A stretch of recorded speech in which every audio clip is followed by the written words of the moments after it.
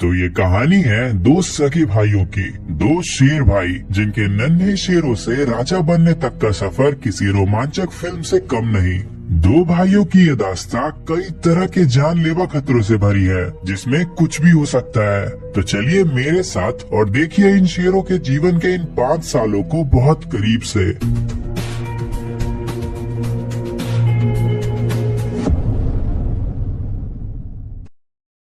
पिछले एपिसोड में हमने इन दो भाइयों यानी लियो और मैक्स के बचपन को बहुत करीब से देखा, जहां पर लियो की गलती की वजह से कई बार इनकी जान जाते जाते बची। वैसे अभी तक इनके साथ इनका परिवार था, जिसकी वजह से इनका जीवन काफी हद तक आसान था। लेकिन अब ये सब बदलने वाला है, क्योंकि कुछ बड़ा हो जाने की वजह से इन्हें अपने परिवार से बेदखल कर दिया गया है। बड़ा हो जाने के बाद हर नर शेर को इस स्टेज से गुजरना ही पड़ता है, जो इनके जीवन का सबसे कठिन और जानलेवा समय होता है। लियो और मैक्स अब बंजारों का जीवन जी रहे हैं। ये दूसरे शेरों के इलाकों के किनारे पे रहकर अपना गुजर बसर करते हैं। वैसे शरीर से ये चाहे कितने भी बड़े हो जाए, लेकिन दिल से तो ये अभी भी छोटे बच्चे ही हैं। अभी तक तो ये दोनों भाई दूसरों का बचा कुचा खाना खाकर ही गुजारा कर रहे हैं, लेकिन अगर इन्हें आगे चलकर राजा बनना है तो इन्हें अपने दम पर शिकार करना ही होगा। और इसीलिए ये दोनों शिकार की तलाश में एक अनजान इलाके में निकल जाते हैं। यह इलाका जहाँ ये आए हैं उस पर 7 सालों के ताकतवर शेरों का राज है। इसीलिए लियो और मैक्स को इस बात का खास ध्यान रखना होगा कि किसी को भी इनके मौजूदगी का एहसास ना हो। अभी इन दोनों के लिए शिकार करना बहुत जरूरी है, लेकिन लियो इस वक्त शिकार करने के मूड में नहीं है, बल्कि ये तो अपने भाई मैक्स के साथ खेलना चाहता है। मैक्स को भी ये खेल बहुत ज्यादा पसंद है। इसमें इसे लियो को पकड़कर पेड़ से नीचे गिराना होता है, और हर बार की तरह इस बार भी ये इसमें कामयाब हो जाता है। लियो और मैक्स के इन खेलों से इनके शिकार करने की काबिलियत में और धार आएगी, जिससे ये एक दिन खुद से शिकार कर पाएंगे। फिर कुछ ही देर के बाद इन्हें एक जिराफ की बॉडी दिखती है, जो बुरी तरह से सड़ चुकी थी। पर मैक्स इतना ज्यादा भूखा होता है कि ये उसे खाना शुरू कर देता है, लेकिन लियो ऐसा नहीं करता है। अब वैसे तो शेर बड़े ही आराम से सड़े गले मांस को पचा सकते हैं, लेकिन इसके बावजूद भी लियो को कुछ ताजा खाना है। इसे पूरा यकीन है कि ये शिकार में कामयाब जरूर होगा। फिर कुछ ही देर के बाद इसे एक इम्पाला का झुंड नजर आता है, और ये घात लगाकर उनके शिकार के लिए तैयार हो जाता है। इसने प्लान किया है कि जब कोई इम्पाला नदी में पानी पीने आएगा तब ये उस पर हमला कर देगा। फिर कुछ देर के बाद ऐसा होता भी है, और एक इम्पाला पानी पीने के लिए नदी के पास आता है। लेकिन यहाँ पर लियो हमला करने में काफी लेट हो जाता है, जिसके वजह से वो इम्पाला इससे दूर भाग जाता है, और लियो वापस से मैक्स के पास चला जाता है। लियो और मैक्स दोनों अभी एक खुले इलाके में हैं, जहां दुश्मन शेर इन्हें बड़े ही आसानी से देख सकते हैं। इसीलिए अभी तो इन्हें बहुत ज्यादा सतर्क रहना होगा। कुछ देर के बाद इन्हें एक जानी पहचानी महक आती है। दरअसल इनके ठीक सामने बफेलोज का एक झुंड मौजूद है, जिसे देखकर लियो एक बार फिर से शिकार करने का मन बना लेता है। इनकी माँ हमेशा इन्हें झुंड के सबसे कमजोर बफेलो को निशाना बनाने को कहा करती थी, और उनकी ये बात इन्हें बहुत अच्छे से याद है। फिर इनकी नजर एक घायल बफेलो पे जाती है, जो इन्हें काफी कमजोर भी लग रहा होता है। इनका प्लान इस बफेलो को इसके झुंड से अलग करने का होता है, और ठीक ऐसा ही ये करते भी हैं। लेकिन शायद इन दोनों ने घायल बफेलो के ताकत को हल्के में ले लिया था, क्योंकि वो तो तुरंत ही इनसे लड़ने के लिए तैयार हो जाती है। उसके साथ उसका एक साथी भी होता है, जिससे लियो और मैक्स हमला करने का साहस नहीं जुटा पाते हैं। और फिर आगे तो पूरा बफेलो झुंड ही इनके सामने आ जाता है, जिससे इन्हें यहाँ से पीछे हटना ही पड़ता है। इन्हें अंधेरा होने का इंतजार करना होगा, क्योंकि तब एडवांटेज इनके पास होगा। फिर बहुत जल्द ही रात हो भी जाती है, और लियो और मैक्स दोनों वापस से शिकार में लग जाते हैं। लेकिन इनकी बदकिस्मती से बफेलोज को पहले ही इनकी सेंट मिल जाती है, जिससे वो बहुत ज्यादा चौकन्ने हो जाते हैं। उस घायल फीमेल बफेलो को अब भी बहुत सारे बफेलोज ने मिलकर घेरा हुआ है, जिस वजह से ये भाई उस पर हमला नहीं कर पा रहे होते हैं। लेकिन फिर ये दोनों हिम्मत करके बफेलोज के झुंड पर धावा बोल देते हैं, जिससे उनमें भगदड़ मच जाता है। हालांकि कुछ ही देर के बाद वो बफेलोज वापस से इन पर हावी हो जाते हैं, लेकिन इस भागदड़ की वजह से वो घायल बफेलो बाकियों से अलग हो जाती है, जिसका फायदा उठाकर लियो उसके पास पहुंच जाता है। घायल होने के बावजूद भी वो बफेलो लियो के सामने डट के खड़ी हो जाती है, जिससे लियो चाह कर भी उस पर हमला नहीं कर पाता है। और इससे भी बुरी बात तो ये है कि कुछ ही देर में इसके साथी भी यहाँ पहुँच जाएंगे। लेकिन तभी मैक्स अपनी पूरी ताकत के साथ वापस से बफेलो झुंड पे धावा बोल देता है और उन्हें काफी आगे तक दौड़ाता भी है। पर हर बार की तरह इस बार भी बफेलोस पलटवार करते हैं और मैक्स को यहाँ से पीछे हटना पड़ता है। लेकिन दूसरी तरफ लियो ने घायल बफेलो को दबोच लिया है और फिर कुछ ही देर में मैक्स भी यहाँ पहुंचकर बफेलो पे हमला कर देता है और इसी के साथ ये भाई अपने जीवन का पहला शिकार करते हैं। लेकिन ये अपने पहले शिकार से अपना पेट भर पाते उससे पहले ही इनके सामने बफेलो से भी बड़ा खतरा आ जाता है। ये हाइनस का एक क्लैन है जिन्हें शिकार की खबर मिल चुकी है। फिर धीरे धीरे वो दोनों भाइयों को घेरने लगते हैं जिससे ये डर जाए। पर लियो तो इस वक्त इतना ज्यादा भूखा होता है कि इसका ध्यान हाइनस की ओर जाता ही नहीं है। लेकिन खाने में जुटे अपने भाई को बचाने के लिए मैक्स इसकी पहरेदारी करने लगता है।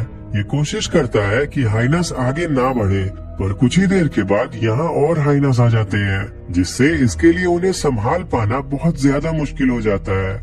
इसीलिए अब दोनों भाई मिलकर हाइनस को शिकार से दूर रखने की कोशिश करने लगते हैं। हाइनस को ये बात बहुत अच्छे से पता है कि अगर ये दोनों साथ रहे तो फिर इन्हें हरा पाना बहुत मुश्किल होगा। इसीलिए वो दोनों भाइयों को अलग करने का प्लान बनाते हैं। फिर एक हाइना लियो को उकसाकर मैक्स से थोड़ा दूर ले आता है जहाँ पर पूरे 10 हाइनास मिलकर इसे घेर लेते हैं जिससे ये अपने भाई के पास वापस ना जा पाए।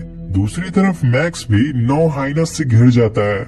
लड़ाई के इस मोड़ पर आकर इन भाइयों का ध्यान शिकार बचाने से हटकर अपनी जान बचाने पे लग जाता है। और सच कहूँ तो इस वक्त कुछ भी हो सकता है, लेकिन किस्मत एक बार फिर से इनका साथ देती है। दरअसल यहाँ पर इस इलाके पे राज करने वाले शेर आ जाते हैं जिनके डर से सारे हाइनास यहाँ से 9-2-11 हो जाते हैं। आज लियो और मैक्स को एक नया जीवन मिला है। सूरज उगता है और एक नए दिन की शुरुआत होती है। लियो और मैक्स के शिकार पर इस इलाके के शेरों ने कब्जा कर लिया है। ये दोनों 7 सालों के हैं और अपने प्राइम में है, इसीलिए इनके डर से हाइनास भी आगे बढ़ने की हिम्मत नहीं कर पा रहे हैं। लेकिन शायद लियो को इनका कोई डर नहीं है, इसीलिए ये मैक्स के साथ वापस से अपने शिकार के पास आ जाता है। ये अपने जीवन के पहले शिकार को गंवाना नहीं चाहता। बहुत जल्द ही उन शेरों में से एक को इनकी सेंट मिल जाती है, इसीलिए वो इस इलाके पे अपनी दावेदारी को दिखाने लगता है। लेकिन लियो इसके वार्निंग को नजरअंदाज कर देता है और फिर आगे वही होता है जिसका डर था। दरअसल दूसरे शेर की नजर इन पर चली जाती है और वो पूरे गुस्से में इनकी तरफ बढ़ता है। इसे आता देख मैक्स तो यहाँ से भागने लगता है, लेकिन लियो ये फैसला ही नहीं कर पाता है कि ये यहाँ से जाए या नहीं। ये अभी भी अपने शिकार को छोड़ना नहीं चाहता है, पर इसके इस फैसले से ये उस बड़े शेर के हाथ लग जाता है। वैसे लियो उससे डरता नहीं है, बल्कि डट के उसका सामना करता है। और राजा तो आखिर राजा ही होता है और उसके सामने जीत पाना लियो के लिए नामुमकिन है और ये बहुत बुरी तरह से मार खाता है। अभी एक शेर से इसकी जान छूटी ही थी कि इतने में ही उसका साथी भी इस पर हाथ साफ करने आ जाता है। लियो इस बार भी पूरी जी जान लगाकर लड़ता है, पर ये इतने बड़े शेर के सामने टिक नहीं पाता है। लेकिन एक बात तो माननी पड़ेगी कि लियो के साहस की वजह से ही वो शेर इसे जान से नहीं मार पाए, वरना अगर यहाँ लियो की जगह कोई और शेर होता तो इतने भयंकर हमले के बाद वो जिंदा नहीं बचता।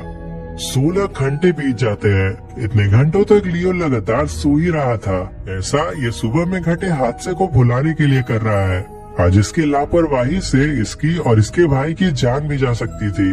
वैसे इसका भाई मैक्स भी यही पास में ही है, जो इतने घंटों से लगातार इसकी रखवाली कर रहा है। इतनी बड़ी हार से न केवल लियो के शरीर पर बल्कि इसके आत्मविश्वास पर भी बहुत बड़ा आघात पहुंचा है। और मैक्स अपने भाई को बहुत अच्छे से जानता है, इसीलिए ये तुरंत इसके पास आकर इसे सहानुभूति देता है। नर शेरों का जीवन बहुत हद तक अपने साथी पे निर्भर होता है, और अगर साथी मैक्स जैसा हो तो फिर जीवन काफी आसान हो जाता है। वक्त तेजी से बीतता है और दोनों भाइयों के जीवन का एक नया अध्याय शुरू होता है। 5 साल के हो चुके भाइयों के लिए आज का दिन बहुत खास है, क्योंकि आज नदी के उस पार से कोई इन्हें उम्मीद भरी नजरों से देख रहा है। दरअसल ये 3 शेरनियां हैं जो अपने प्राइड से अलग हो चुकी हैं और अभी ये अपने लिए साथी की तलाश में है। लियो और मैक्स के लिए भी ये फायदे का सौदा है, क्योंकि शेरनियों के होने से इनके लिए खाने का इंतजाम और इलाके पे हुकूमत कायम रखना दोनों ही काफी आसान हो जाएगा। वैसे भी लियो तो बचपन से ही एक राजा बनना चाहता है और राजा बनने के लिए शेरनिया यानी प्राइड का साथ होना बहुत ज्यादा जरूरी है।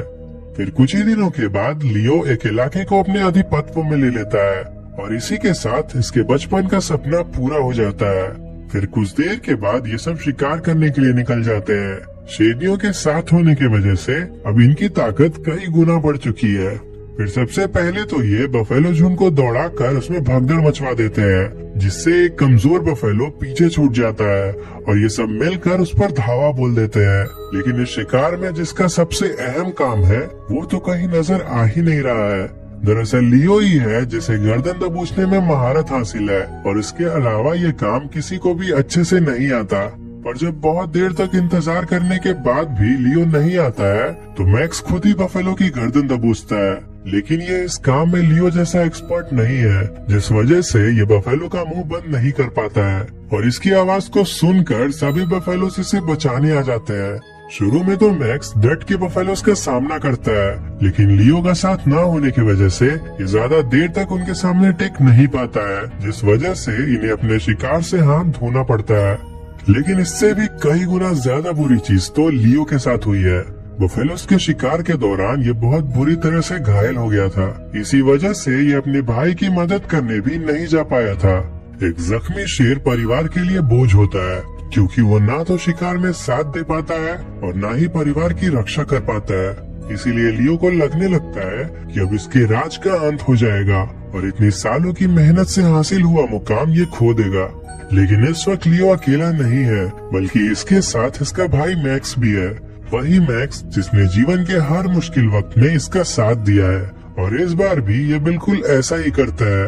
ये लियो को जताता है कि इसके लिए अपने भाई से बढ़कर और कुछ भी नहीं है। फिर धीरे धीरे लियो की हालत में सुधार आने लगता है, लेकिन ये पूरी तरह से ठीक तभी होगा जब इसे भरपूर खाना मिलेगा। इसीलिए मैक्स इसके लिए शिकार करने निकल जाता है। बहुत जल्द ही ये एक बफेलो के झुंड को देखता है और उनके पीछे दौड़ पड़ता है।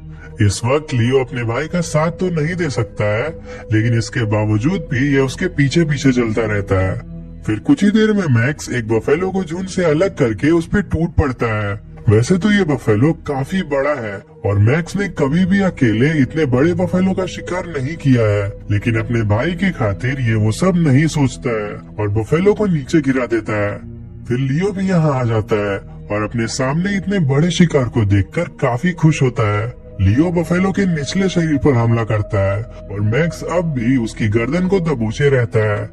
मैक्स को ये बात अच्छे से पता है कि इसे इस बफेलो का मुंह बंद रखना होगा, वरना अगर इसका झुंड यहाँ आ गया तो फिर इसके भाई को भूखा ही रहना होगा।